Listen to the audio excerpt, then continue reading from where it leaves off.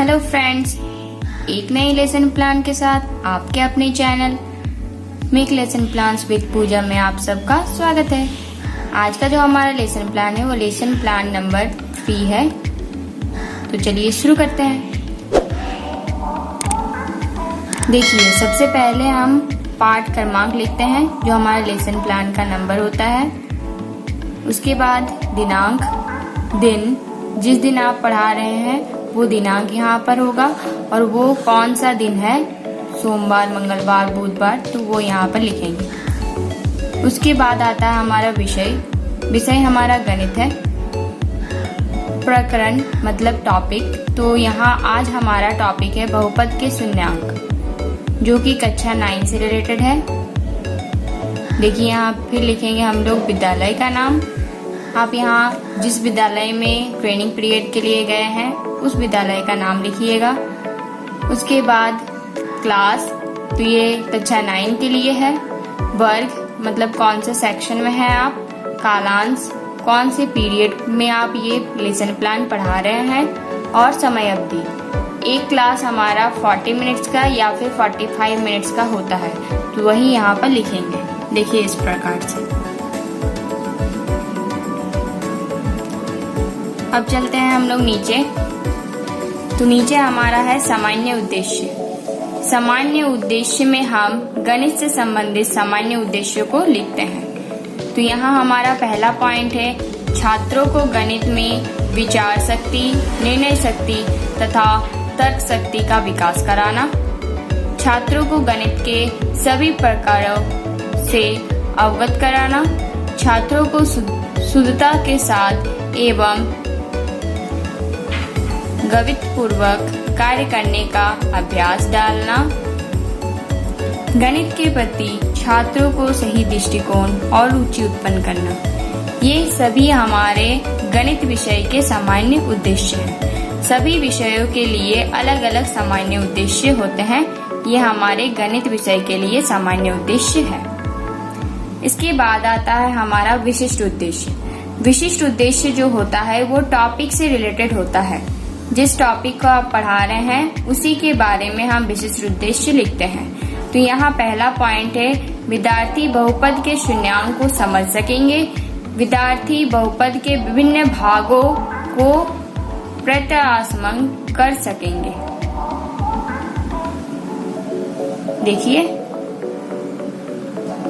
यहाँ हमारा first page खत्म होता है। तो चलिए नेक्स्ट पेज पे चलते हैं।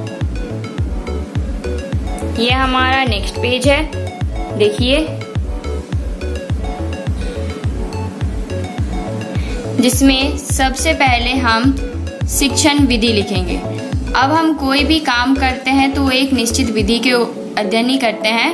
तो अगर आपको विधि के बारे में नॉलेज नहीं है तो आप YouTube में बहुत सारे वीडियो है शिक्षण विधि के ऊपर, वो देख सकते हैं। तो यहाँ मैंने आगमन निगमन विधि का उपयोग किया है। उसके बाद आता है हमारा सहायक सामग्री कि आप अपने पाठ को पढ़ाने के लिए कौन कौन सी सहायक सामग्री का प्रयोग कर रहे हैं। तो मैंने श्यामपट्ट, चौक, डस्टर इत्यादि का प्रयोग किया है, वही मैंने यहाँ पर लिख दिया है। उसके बाद आता है पूर्व ज्ञान। बच्चों को जो हम पाठ पढ़ा रहे हैं उसी पाठ से रिलेटेड उनके क्या प्रीवियस नॉलेज है उसी को हम यहाँ पर लिखते हैं। तो विद्यार्थी बहुपद के शून्यांक से संबंधित सामान्य जानकारी रखते हैं, मतलब उन्हें सामान्य जानकारी तो है। उसके बाद आता है हमारा प्रस्तावना। प्रस्तावना में हम बच्चों से कुछ प्रश्न पूछते हैं और अपने टॉपिक को निकालने का प्रयास करते हैं। तो यहाँ मैंने 3 प्रस्तावना प्रश्न पूछे हैं। तो जो हमारा पहला प्रश्न है वो है बहुपद किसे कहते हैं। तो छात्र उसका उत्तर देते हैं वैसा व्यंजक जिसमें बहुत सारे पद होते हैं उसे बहुपद कहते हैं। उसके बाद नेक्स्ट क्वेश्चन, सेकंड क्वेश्चन, बहुपद के कितने प्रकार हैं। तो यहाँ बच्चे उसका उत्तर देते हैं कि 3, रैखिक बहुपद, द्विघात बहुपद और त्रिघात बहुपद। यहाँ हमारा सेकंड क्वेश्चन खत्म होता है। उसके बाद हम थर्ड क्वेश्चन करते हैं कि यदि कोई मान डालने पर बहुपद का मान 0 हो जाए तो उसे क्या कहते हैं? तो बच्चों को इसके बारे में कोई नॉलेज नहीं है, इसीलिए वो मौन रहते हैं और मौन होने पर भी हमारा समस्यात्मक प्रश्न उत्पन्न होता है, मतलब हमारा टॉपिक निकल कर आ जाता है। उसके बाद हम कहते हैं अपना उद्देश्य कथन कि बच्चों आज हम बहुपद के शून्यांक के विषय में अध्ययन करेंगे। इतना कहकर हम अपने चैप्टर की जो हमारा आज का लेसन है वो पढ़ाना शुरू करते हैं। ठीक है, चलिए नेक्स्ट पेज पे चलते हैं। Here we see our next page। हमारे नेक्स्ट पेज को हम देख रहे हैं। देखिए यहाँ पर है प्रस्तुतिकरण। प्रस्तुतिकरण में हम 1 2 3 4 5 इस टाइप से 5 कॉलम बनाते हैं। पहला कॉलम रहता है शिक्षण बिंदु का, उसके बाद छात्र अध्यापिका का क्रिया। तो यहाँ पर आप अगर मेल है तो छात्र अध्यापक लिखेंगे, अगर आप फीमेल है तो छात्र अध्यापिका लिखेंगे। फिर उसके बाद आता है छात्र क्रिया, श्यामपट्ट कार्य और मूल्यांकन। तो चलिए हम पहले इधर इस पेज में देखते हैं कि हमने क्या क्या लिखा है। तो पहले हमने लिखा है कि जो हमारा शिक्षण बिंदु है आज का टॉपिक है, तो आज का हमारा टॉपिक है बहुपद के शून्यांक, वही मैंने यहाँ पर लिख दिया है। अब इसके बारे में शिक्षक छात्रों को बताएंगे कि यह क्या होता है। तो शिक्षक बताते हैं कि चर का कोई ऐसा मान है जो बहुपद में डालने से उस बहुपद का मान 0 हो जाता है, उसे बहुपद का शून्यांक कहा जाता है। तो बच्चे क्या करेंगे, जब टीचर कुछ बोल रहे हैं तो बच्चे ध्यानपूर्वक सुनेंगे। तो यहाँ पर छात्र क्रिया में हम वही लिखेंगे कि सभी छात्र ध्यान से सुनेंगे तथा अपनी कॉपी में नोट करेंगे।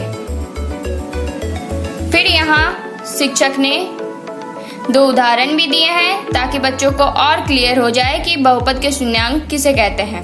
तो यहाँ px = 5x + 2 लिखा हुआ है। तो यहाँ पर हमें ऐसा मान पुट करना है कि px का मान 0 हो जाए। तो यहाँ हम x का मान -2/5 ले रहे हैं, जिससे हमारा px का मान 0 हो जा रहा है। देखिए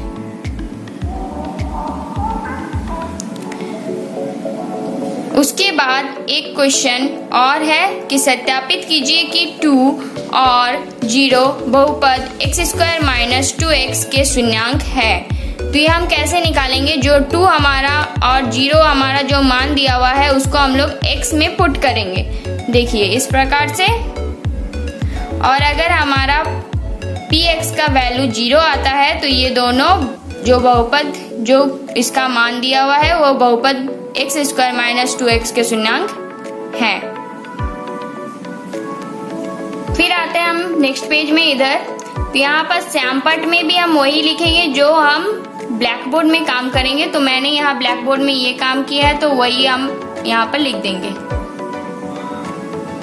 और बीच बीच में बच्चों से प्रश्न भी पूछने चाहिए, इसीलिए मूल्यांकन प्रश्न में हम कुछ प्रश्न पूछेंगे। तो जो हमारा पहला क्वेश्चन है वो है 3x - 2 का शून्यांक कितना होगा, और सत्यापित कीजिए कि 5 और 0 बहुपद x² - 2x के शून्यांक है। अगर वैल्यू जो सेकंड क्वेश्चन है उसमें अगर px का वैल्यू 0 होगा तब वो शून्यांक होंगे, और अगर 0 नहीं होगा तो वो शून्यांक नहीं होंगे। तो यहाँ हमारा सेकंड पेज खत्म होता है। अगर आपको कुछ भी डाउट या सजेशन देने होंगे तो आप कमेंट कीजिएगा, उसके रिप्लाई जरूर जाएंगे और अच्छे से पाठ को पढ़ाने का प्रयत्न किया जाएगा। अब आ गए हैं हम लोग अपने नेक्स्ट पेज में, जिसमें भी हमने 5 कॉलम बनाए हैं, आप देख सकते हैं। इसमें हमारा टॉपिक जो है वो बहुपद के शून्यांक की संख्या ज्ञात करना है। जो px का वैल्यू या फिर py का वैल्यू हम लोग निकालते हैं वो यहाँ पर ज्ञात करना है। तो यहाँ पर शिक्षक कहते हैं कि बहुपद के शून्यांकों का ज्यामितीय और समझने के लिए हमें रेखिक और द्विघात बहुपद के आलेखीय निरूपण को समझना पड़ेगा, सीखना पड़ेगा। क्योंकि हम जानते हैं कि यहाँ पर जो हमारा एक्सिस होता है, जो हमारा ग्राफ होता है, उसमें हमारा 4 एक्सिस होता है, x axis, y axis, x dash axis और y डैश एक्सिस। तो हम इसको इस टाइप से लिखते हैं। तो जो जो हमारा रेखिक समीकरण होता है, रेखिक बहुपद ग्राफ होता है, उसमें हमारा एक लाइन पैरेलल जाता है जो कि सिर्फ एक ही एक्सिस को काटता है, देखिए इस प्रकार से। और जो हमारा द्विघात बहुपद होता है वो दो लाइन को काटता है, जैसे यहाँ पर x डैश में भी कटा है और x में भी कटा है। तो हम इसका एक्सप्लेनेशन पढ़ लेते हैं पहले और समझ लेते हैं। रेखिक बहुपद का ग्राफ, एक रेखिक बहुपद ax प्लस b जहाँ a का मान नॉट इक्वल टू 0 के लिए y is equal to ax plus b का ग्राफ एक सरल रेखा है जो x अक्ष को ठीक एक बिंदु minus b by a dot 0 पर प्रतिच्छेद करता है, अर्थात रेखिक बहुपद ax plus b a not equal to 0 का केवल एक शून्यांक है जो उस बिंदु का x एक्सिस है जहां y is equal to ax plus b का ग्राफ x एक्सिस को प्रतिच्छेद करता है। यह हमारा रेखिक बहुपद का ग्राफ का अर्थ है। उसके बाद आता है हमारा द्विघात बहुपद का ग्राफ। द्विघात बहुपद का graph ax square plus bx plus c a not equal to 0 के लिए संगत समीकरण y is equal to ax square plus bx plus c के ग्राफ का आकार या तो ऊपर की ओर होगा या तो नीचे की ओर होगा। मीन्स या तो u होगा या फिर उल्टा u को ही हम लोग उल्टा कर देंगे, वो आकृति का होगा, जो इस पर निर्भर करेगा कि a बड़ा है या छोटा है 0 से। ओके, इतना समझ में आया। अब देखिए हम लोग रेखिक समीकरण जिसमें बात कर रहे हैं तो उसमें हम लोग ax प्लस b ले रहे हैं, मतलब जो हमारा घात है x का घात वो 1 है, इसीलिए उसको हम लोग रेखिक समीकरण कह रहे हैं, रेखिक बहुपद समीकरण। और जो हमारा द्विघात बहुपद है उसमें हम लोग ax square plus bx plus c का समीकरण ले रहे हैं। तो यहाँ पर जो x की घात है वो 2 है, इसलिए हम इसे द्विघात बहुपद कह रहे हैं। Okay, clear. उसके बाद इधर छात्र क्या करेंगे, जब टीचर उनसे ये सब बात कहेंगे तो वो ध्यानपूर्वक सुनेंगे और समझेंगे, और ब्लैक बोर्ड में हम उन्हें इस टाइप से ये ग्राफ बना करके दिखाएंगे और उनसे प्रश्न भी पूछेंगे कि शून्यांक ज्ञात कीजिए 3x माइनस 2 का, x प्लस 5 का और 3x का, क्योंकि बीच बीच में प्रश्न भी पूछने चाहिए जब आप क्लास ले रहे हैं। तो यहाँ हमारा ये पेज भी समाप्त होता है। अब चलते हैं नेक्स्ट पेज की ओर। ये हमारा लेसन प्लान का अंतिम पेज है, जिसमें यहाँ येलो पेपर आ गया, मतलब ये अंतिम पेज है। तो इसमें हम लोग क्या लिखते हैं, पहले लिखते हैं पुनरावृत्ति प्रश्न, जो हमने इतना लंबा पाठ उन्हें एक दिन में आज जो पढ़ाया उनसे उन्हें क्या समझ में आया, इसके लिए हम लोग पुनरावृत्ति प्रश्न पूछते हैं, जिसमें मैंने पूछा है निम्नलिखित स्थितियों में से प्रत्येक स्थिति में बहुपद का शून्यांक ज्ञात कीजिए, जहां मैंने 3 प्रश्न दिए हैं और x के मान दिए हैं और उन्हें शून्यांक ज्ञात करने के लिए कहा है। तो इससे मुझे पता चल जाएगा कि उन्हें मेरी पाठ जो हम पढ़ाएं वो कितना समझ में आया।